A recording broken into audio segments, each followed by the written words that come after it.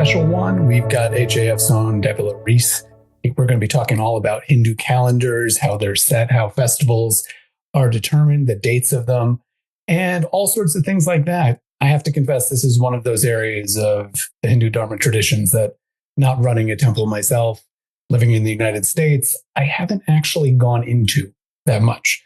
So if I'm coming off sounding like I don't know as much as I normally might on these shows, I'm guilty as charged. So Devala, let's jump into this. Hindu calendar, or should we be saying calendars, plural, lunar, solar? What do we got going on? Give everyone an overview of how Hindus have told time. Okay. Well, thanks for having me on. So yes, Hindu calendars, plural, is definitely correct. There are more than 30 different, well-developed and very distinct calendars in use across India. A couple more in the Hindu world if you extend all the way over to Indonesia. The diversity of them, it's regional and seasonal. Each regional people had their own calendar tied to the local rhythms of Mother Nature, unlike the way that we've gotten used to our calendar working in the West, which was set up more arbitrarily for the convenience of standardizing administrative purposes. The traditional Hindu calendars were more working with the local nuances of nature, making the people who habitually use those calendars sensitive to nature, the rhythms of the seasons, and so on. Lunar, solar. Technically, most of the Hindu calendars are lunisolar. One word, lunisolar. They are both lunar and solar. They have a solar year tied to the solar year, and they also have lunar months tied to the lunar cycles, rather than just being certain numbers of days that divide neatly into the solar year. In order to reconcile that, since, of course, the year does not evenly, perfectly divide neatly into lunar cycles, the way that the Hindu calendars work, instead of the familiar Gregorian leap day added once every 4 years, approximately, the Hindu approach traditionally is to precisely maintain the lengths of the months with the cycle of full moon to full moon, or new moon to new moon, but rather to occasionally add an entire leap month. About what it comes out to make the math work is about 9 leap months every 17 years.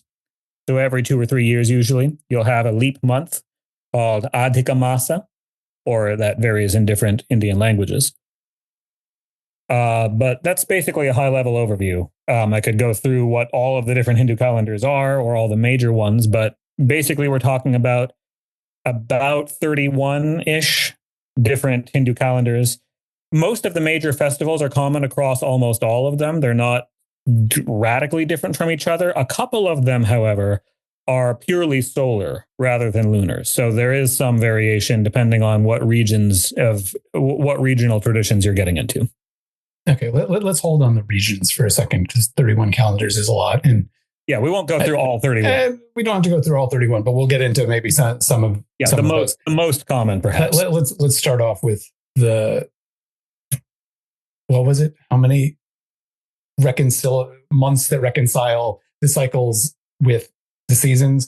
How many did you say? 9 every 17 years, or 17 every 9 years, or in my memory already gone? Yes. Usually the way, so the Hindu astronomers traditionally do the calculations so that the math works out. What it comes to is there are about 9 leap months every 17 years. So most people don't have one, but every 2 or 3 years, there'll usually be an extra month in order to make sure that the lunar months don't get too far off. Yeah, because if you're building a calendar based around the seasons or recognizing those, you're eventually going to find summer in the wrong month, or what the ever equivalent part of the season is. So when are they actually added into the calendar? Obviously, most listeners will know we have a leap day in February, so in the middle of winter, and one day isn't that big of a deal. But if we have an entire month, where are those traditionally dropped into things, or does that too vary? There's some variation. Like, for example, the next one coming up, there isn't one in 2025, but there will be one in 2026, and it'll be in May, June. That's a pretty typical time. Okay, so as approximately when we're recording this, a month from now, according to the Hindu calendar, we'll have a correction month. Okay. Let's go into those regional. So how do the different regions of India do things? I mean, because I know, and most listeners will probably know, the seasons in India don't correspond with the seasons in North America or Europe for that matter. So let's unpack that for me a little bit. And how do the seasons actually play into, if it does, the way calendars and the months are traditionally described and all of that? Yeah. So traditionally in India, they talk about 6 seasons instead of what's familiar in the West, which is 4. It varies again, depending on what region you're in, of course. The seasons high up in the Himalayas are not the same as the seasons down in Kerala. And obviously, yeah, in some place like Kashmir, they're actually closer to a Western one, and that you have a strong winter when we have a winter and summer corresponds. But yes, Kerala is totally different. Yes, of course. But so mostly they have, so there's lunar months, 12 usually, 13 if there's a leap month that year. In the Hindu calendars the lunisolar calendars, which are most of them, it's not defined. The way that they define them relative to seasons varies regionally because of how much the weather differs, depending on where it's getting warm for spring is going to be at a different time, depending on where you are in India. So almost every language group and state in India will tend to do that part a little differently. But broadly, the most commonly used calendars, in ancient times, the one that was the most widespread across most Hindu Dharma traditions was the Kali Yuga calendar. That would be the most universal one, which started counting the years in 3102 BCE. So by the Kali Yuga calendar, it is currently year 5127. About 2,000 years ago, coincidentally, not super far off from the Gregorian year, which also started roughly, retroactively because it replaced the Julian calendar, but the dates are, again, 2000-ish. India began using 2 different calendars, which became very popular. One is called the Vikram Samvat. I won't go through all the different regional calendars, but there's 2 that the majority of Indians use. So I'll mention these 2. Vikram Samvat.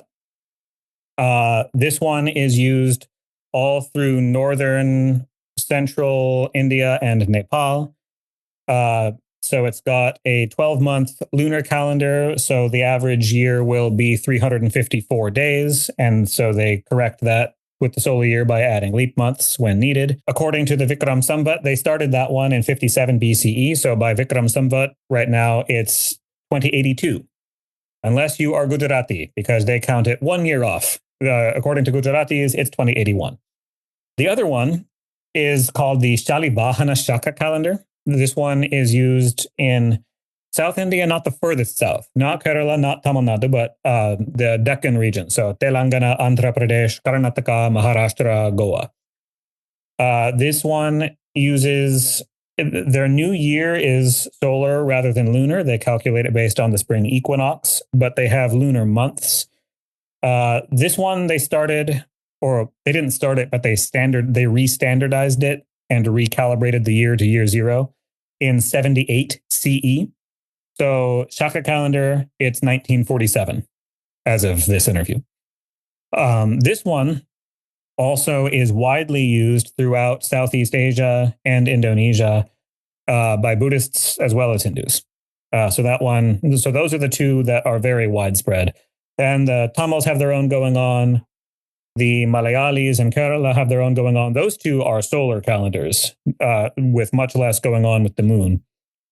But the 2 that most Hindus use, the Vikram Samvat and the Shalivahana Shaka, are lunisolar calendars. Here's a bit of a curveball question. Full disclosure, we went over what we were going to talk about before this, and forgive me if I go off script already, only 2 questions in. How for those Hindus, those of us in the West, how do you think does this actually apply to us? What can we get from knowing this information and in our lives, other than using traditional names for the months and understanding how some festivals are set? Spoiler, we'll get to that. But how does this play in? How does this work for you? How do you apply these in your life? Yeah, fair question. So first, speaking broadly rather than myself personally, it depends on the most important way is it depends on if you're following a specific dharma tradition. If you are just kind of generally a Hindu in the West, then I think that there's some applicability. And if you have basic familiarity with one of the most common Hindu calendars, either the Vikram Samvat or the Shalivahana Shaka would make sense, since those are the ones that most Hindus use. I think that to have a basic understanding of them gives insight into how Hindus traditionally conceived of their relationship with time and the year and the cycle of the seasons. Their whole, especially into the significance of the lunar phases, because most Hindu festivals are set according to the full moon and the dark moon or new moon. That Hindus were very aware of this and every Hindu always knew. You'd never catch a Hindu who didn't know whether the moon was currently waxing or waning. Everything was determined by that. There were certain ceremonies they performed every full moon, every new moon, things they would do differently depending on whether it was waxing or waning. They were just more plugged in on an everyday basis to the rhythms of nature. And I think there's a value in being aware of that. Whether or not you do it in the same way that they did, I think that there's a value in having that kind of awareness of nature, whereas the average non-Hindu American, or even some Hindus, if you just kind of pop quiz on the street, is the moon waxing or waning right now? Or when is the next full moon? I bet a lot of people would have no idea if they didn't look it up. If you are following a specific Hindu dharma tradition, like say you are a Gaudiya Vaishnava, then this matters a lot. You have a lot of specific festivals to your tradition that are set very, very in great detail by one particular of these calendars. And so if you're following that tradition, now you might just look up your local temple's calendar. You might not need to do the calculations yourself, but if you're doing fasting days at home on Ekadashis, or if you're if you are doing them on Trayodashis in different traditions or so on, then you need to know what day you're supposed to fast on if you are following one of those specific traditions. The way that I do this personally, I follow Smarta Dharma according to my own personal guru's tradition. So there are certain festivals I observe, devotional festivals for my Ishta Devata, certain fasting days, etc. So I do closely follow certain dates on the calendar. So whether or not you choose a specific calendar to follow or just have a general awareness of the cycle of nature, I think that being plugged into natural rhythms to some degree is a pretty important part of integrating a traditionally dharmic awareness and worldview into your lifestyle. I think there's a benefit there in feeling connected to the cycles of nature and not just getting caught up in modernity where your computer tells you what Gregorian date it is and you're not plugged into what's going on in the sky and with the rhythms of Earth around you. Great. Sorry, I spaced out there thinking about the last time I added all the moon cycles to my calendar, and I pay a lot of attention to that because I find it useful for so many things. One thing before we go on to festivals, how does the use of the Gregorian calendar for our non-Indian listeners, people who have no knowledge of India, which I imagine is all of 10 people, but let's do it anyway. How does the Western calendar figure in a nation like India, where these other calendars are present and used by people? And corollary to that, subsequent question, we're talking about something that has continued on here through the colonial period, after and as a Western calendar was imposed. Is that correct? Yes. So the official modern Indian national calendar was set by the modern nation, the Republic of India, It combined many of these traditional calendars into one official standardized calendar for government purposes, since, if you're running a national government, you need to know what date it is, and it's going to be a problem if half the country disagrees with you. So they set a standardized one, which is used in modern India. The old ones remain in use among people for festivals and for traditional cultural observances. So pretty much everyone in India, basically everyone in India, knows what Gregorian day it is. They're familiar with that. They know that it is April 18th or whatever. But when it comes to their festivals, their cultural stuff, they will use the traditional calendar of their particular region and or dharma tradition. Also, farmers will more often use the traditional dates.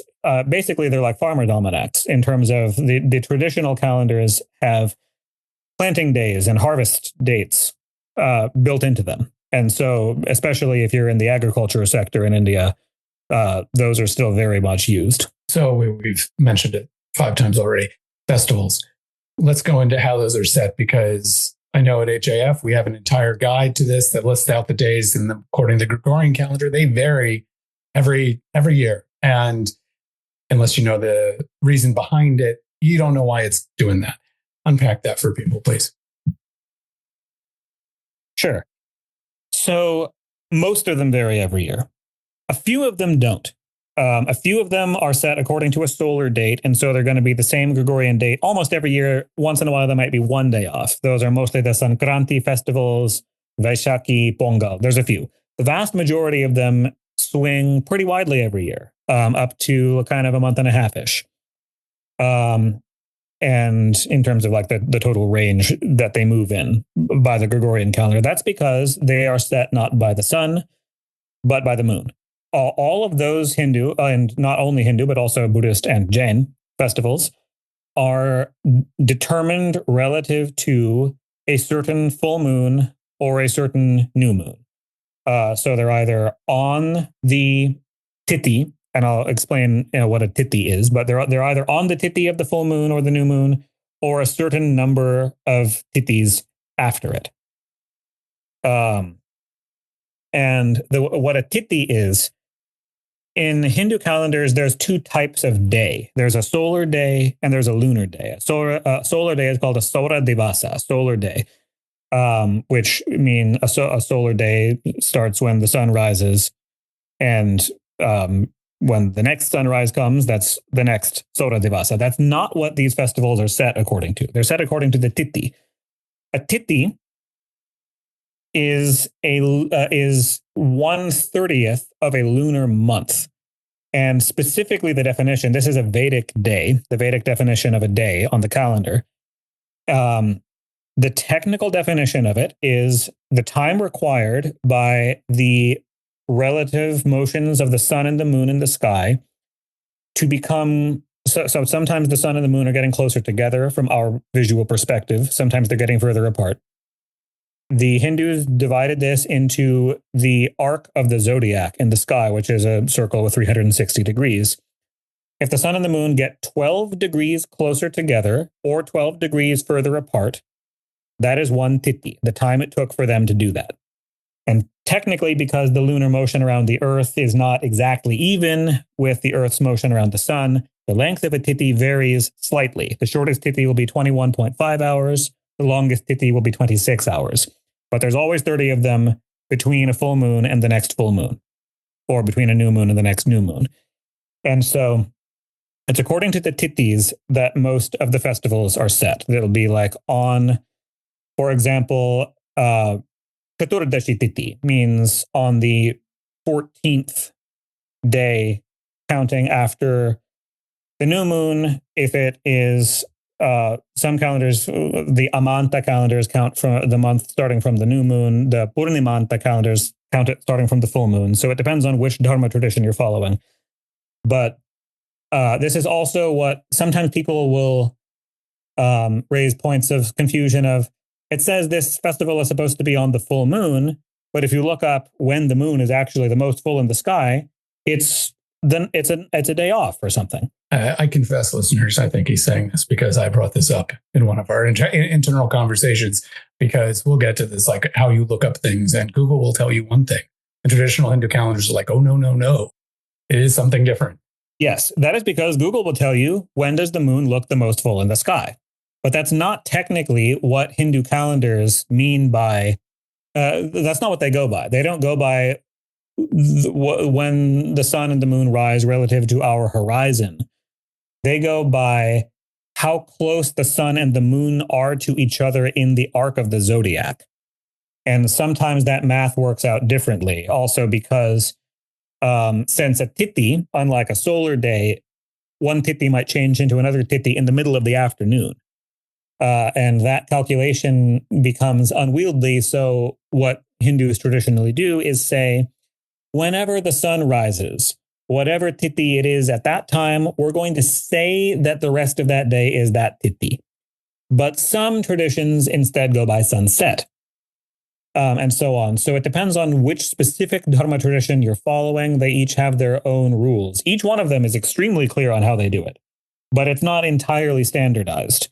So it depends on which dharma tradition you're following, which rules you follow in order to derive the festival, which means that sometimes Smartas will do a festival on one day, but Vaishnavas will do the same festival the day before or the day after, because they're using slightly different rules to calculate what day they should observe the festival on. Complicating that, I know from the temple that I go to most frequently, sometimes at least there will be a puja on one day to following the traditional calendar, but because the holiday falls on not on a weekend, to get people to come, sometimes the sort of more communal part of it, they'll have a different celebration for the same holiday, just to accommodate people, because most people in the West aren't ready to drop everything to go to a Hindu festival on a Wednesday necessarily.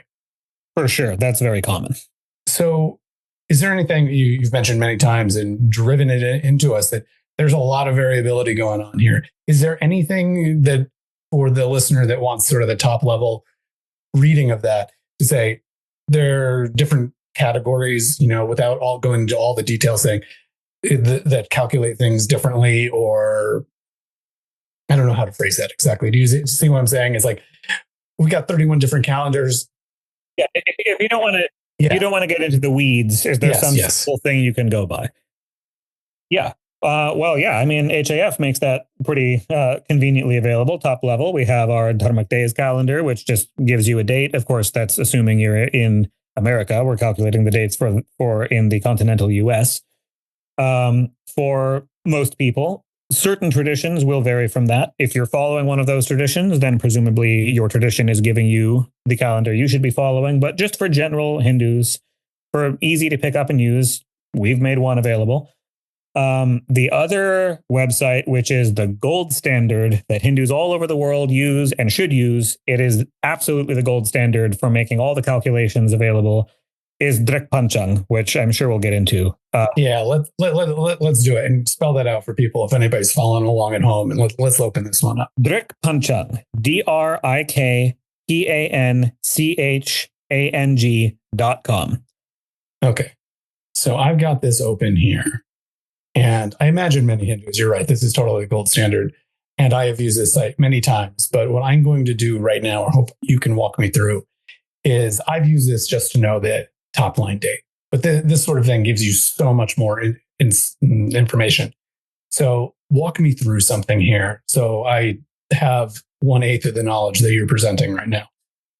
Yeah, sure. So, for example, you can go to drikpanchang.com/calendars. That will give you all of the different it'll give you the overall Hindu calendar with all Hindu festivals in it.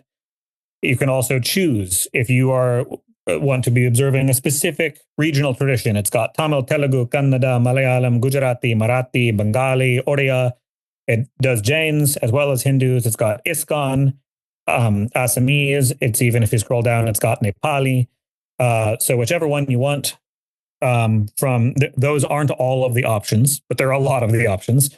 If you fall outside of that, you may have to look elsewhere for very community-specific resources. But if you are interested in any of those, or the just broadly all-inclusive Hindu calendar or Jain calendar, it's got all of that covered. So it's by far the most thorough one-stop shop resource that there is so far. Okay. So if I scroll down here on that website /calendars, I go down and got yearly calendars. I got Hindu calendar and Indian calendar. Which one of those should I be picking?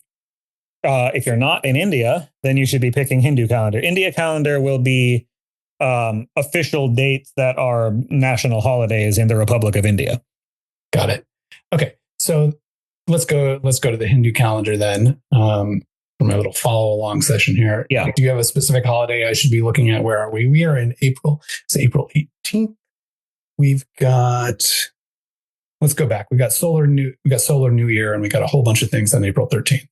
Want to do one of those, or what would you like? Well, I think just for the interest of being evergreen, let's do the single most popular festival there is, which is going to be, and more people will use this one than any other.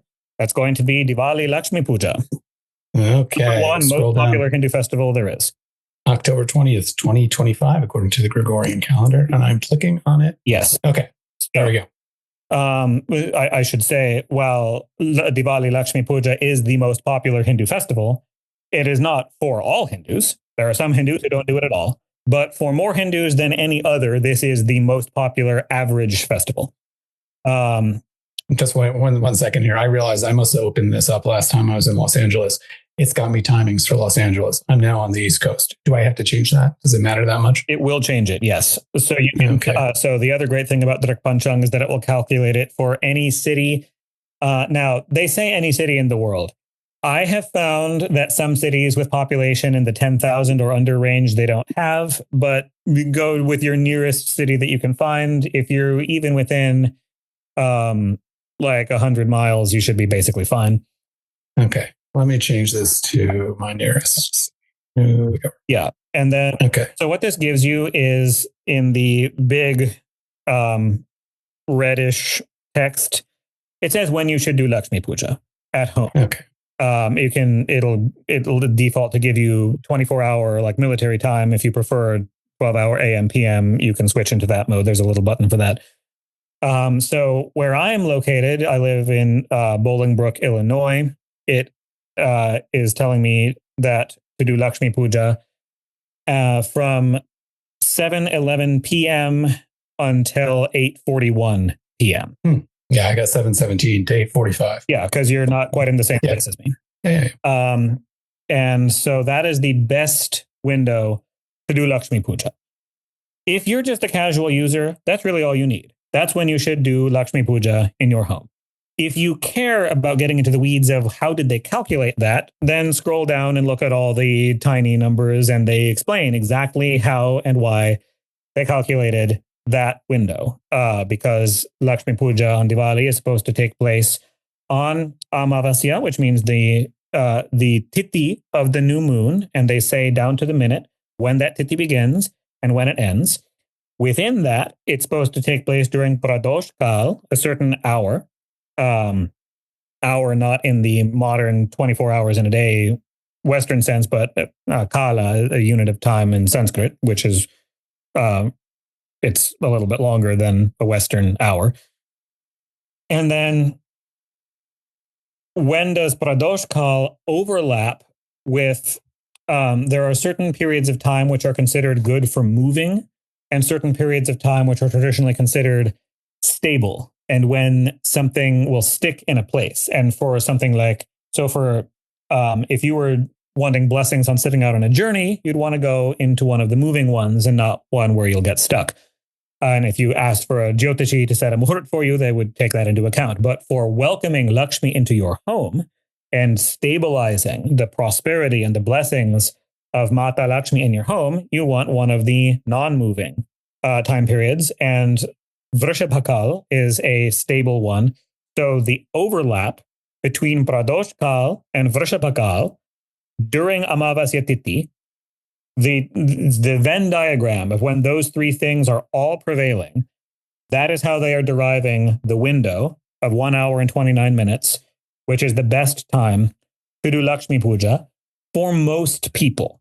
If you get further into the weeds, there are some tantric traditions, and this is talking about Lakshmi Puja at home. There are certain priestly traditions in temples, certain traditions from tantric adepts who will prefer to do Lakshmi Puja at a different time, like later into the night. They have their own very technical reasons for this. Drik Panchang does get into those if you want to be doing it according to Choghatiya Puja Muhurt or Nishitakala Muhurt. It gives you those too. It says for the average Hindu who just lives in your house and isn't a tantric specialist or a priest, don't do those. Do the one that it gave you in the big red font up top. That's what most people should do.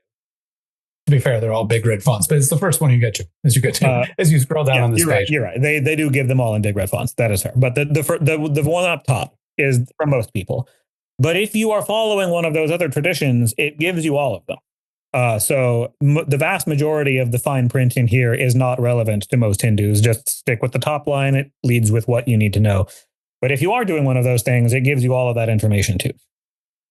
And if one scrolls down, we get all the dates for recent years, currently 2022 to 2032, and none of them overlap. It's not even the same Gregorian date. It didn't land on the same Gregorian date twice. Yeah, 10 years. It usually won't because the number of different days that it could fall on is considerably bigger than 10. So the odds of it hitting one twice within 10 years, I mean, it totally could happen, but it's not likely. Okay. So is there anything else? Here's a question. Totally skeptical. Mm-hmm. What if you do Lakshmi Puja outside those times? What if your kid that day has some sporting event that you just were like, I know it's Diwali, I know it's Lakshmi Puja, but this is an important basketball game, soccer game. We can't do it then. Yeah. What's going on? That's fine. You can do Lakshmi Puja anytime. There's no at which this is just the optimum. It's optimum. It's optimum. Got it. The blessings, according to tradition, if you do it during this time, a little bit of extra spiritual energy will be available, and that's the Pradoshkal in Amavasya. That's why this puja is done on this particular night, according to tradition. And the Vrishapakal part of the calculation means that the energy which you invite into your home will tend to stick there better and linger more strongly and for longer during this time, according to the tradition. If you do it during some other time, you're still getting benefit, maybe a tad less. Got it. Okay. So that was a pretty good overview of things I know we wanted to go into. But one thing that was occurring to me that I know that we've talked about in the past, people like to forget about the fact that one island in Indonesia is predominantly Hindu and have a different Dharma tradition than Indian Hindu Dharma traditions. What's your knowledge of how do those Hindus in Bali actually go about this? Is there, I don't know how many listeners we have in Bali. I could look it up, but for those that want to know, how are they doing it there? They've got two calendars that they use in Bali, the Balinese Hindus. So one of them is the Kalivahana Shaka calendar, which I mentioned is used across the Deccan region in South India. And it also is widely used across Southeast Asia and Indonesia. Bali, being in Indonesia, also uses it. They have their own, they customized it. They have their own Balinese Shaka calendar. So they, and not uniquely them, but, the Cambodians have their own, the Thais have their own. Everybody customized it a little bit to their local rhythms of nature when the harvest season happens there and so on. So it's not going to be exactly the same, but they have the Shaka calendar, which is very similar to the Shalibahana Shaka calendar used in those states in South India. They also have the indigenous Balinese calendar, which they were using before they got anything from India. That one's called the Pawukon calendar. They still use both. That one is an interesting one. They have a year of 210 days, which is obviously way, way off from a solar year. So sometimes one of the Pawukon festivals will occur twice if it happened within the same Gregorian year. Like if it happens in January in 2025, it's going to happen again later in 2025, 210 days later. Some of their festivals in Bali, they do according to the Shaka calendar, and some of them according to the Pawukan calendar. So there's two totally separate calendars that are simultaneously in use there. I'm just hanging on 210 days and you have two festivals in 1 year. And then my mind went to the fact that I think, so I'm not Jewish, but somebody can correct me, that the way Hanukkah is set, sometimes there can be a year without Hanukkah because the way that the cycles of that. That was everything that I had. I think I've got a better grasp. I hope listeners do too. But there's one thing I wanted to throw out to you just as a final thought. Sure. Some Hindu festivals, as you alluded to, are definitely tied to the seasons, marking harvests and things like that. Mm-hmm. They're traditionally associated with spring, according to what spring is in the vast majority of India, or at least the central region, really. It's occurred to me over the years, what do you think about the idea that in the West, if we're going to have a Western Hinduism, Hindus are 1 point something percent of the US population, that some of these festivals might shift? Our harvest time is different than elsewhere. Have you given any thought to that? And if you haven't, I will cut this question. And if not, yeah, no, I have given some thought. What tends to shift more is and this is actually done in India too. This is not some new innovation to the Hindu dharmas. This has been going on in India, that which aspects of a festival get emphasized might shift. For example, Holi is an example. In most of North India, Holi is done when it's getting warm out and spring is springing, and to go outside and play colors and get soaked with water feels good and fun. And here in the United States, most of North America, yeah. And much of I actually lucked out this year. It was a super nice day on the actual day of Holi for me. But often it's really cold here. And so Hindus have been doing this. They actually have been doing this. They've been doing two things. One is on the actual day of Holi, they will do the parts that make sense. They will do the Holika Dahana fire ceremony. You don't have to get wet for that. They'll do that on the actual calendar day of Holi. They'll do certain observances, but they might downplay the Rangavali festival part, the playing colors, splashing each other, and so on. And very frequently, Hindus in America will do that a full month later, when it actually makes sense, given the rhythms of spring where they are. So this isn't hypothetical. Hindus in America absolutely are doing this at many temples and communities all over the place. The original date still gets observed, but in the ways that make sense and not in the ways that are discordant with the local weather and seasons. And if there's something you wanted to do, like play colors, Hindus in America all the time are doing that on an entirely different day when it makes sense to do that. And this is not some new, we're losing the original traditions in the West thing. This is how it's worked in India forever.